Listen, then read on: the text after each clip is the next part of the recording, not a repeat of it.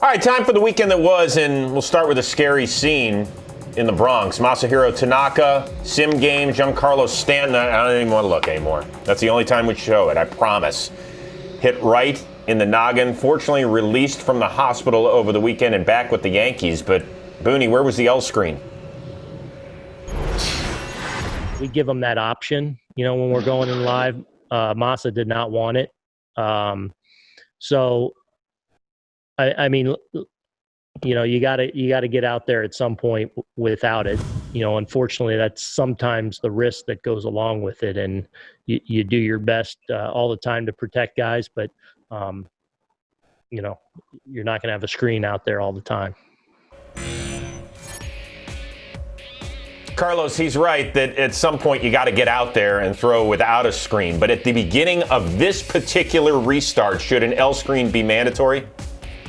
When I saw that happen, immediately my thought was, screen has to be up. There is no reason to risk it. I think Tanaka, or any pitcher for that matter, will be able to get their work done, their pitches in, and accomplish precisely what they set out to accomplish. So to me, the L screen should have been there. I understand. But why not wait until day one, perhaps, even just a little bit before the season starts, before you take the L screen out of the way, just because of the risk factor. Yeah, and I listened to our guys over the weekend, Dan Plesac, Ron Darling, both very accomplished pitchers at the major league level. And they were talking about how difficult it can be, but Dan Plesac said, I always wanted an L screen out there because, there would be a shin burger nailed off my shin without it or something like that. It can't always protect you, but it's there to give some sort of protection. And also I was listening to the Yes broadcast when that happened, and the guys were saying that Tanaka is such a touch and feel pitcher. And he's, they said essentially that was like a batting practice fastball. And you're talking about it coming back 112 miles an hour at you. Just, I know they're grown men, but maybe in the beginning of camp, we treat them a little bit like little leaguers and say, hey, this is for your protection, and maybe in another week. And who's to say it wouldn't happen, a week from now? It might have. But at least at the beginning, while everybody's still working the kinks out and getting back into things, I don't know. Who knows? The good news is Tanaka, even though he is in concussion protocol, seems to be okay. So that's the good news. Very quickly, though, let's look big picture here. With the Yankees in a shortened season, where does their rotation rank in the American League, Carlos? Wow, you want a number? I mean, most definitely in the top 5, but I really like the race rotation.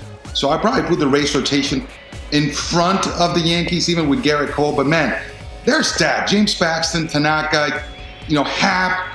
And the arrival of Garrett Cole cannot be, understated. I mean, I think he's going to be a game changer in the Bronx. And I think he's poised for that. This is precisely where he wanted to be.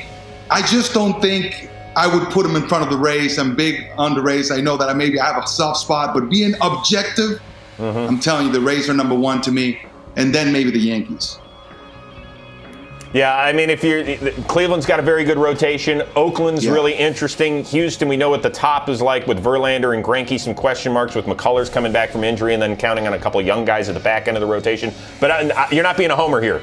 The Rays have got it figured out, okay? They've got their top 3 guys. They've got Glasnow and Snell and Morton. And then what they do those last 2 days with the opener and everything else, and some guys going 3 or 4 innings, then putting the next guy in. They've mastered this. So I agree with you. They are number 1, and I would put the Yankees number 2.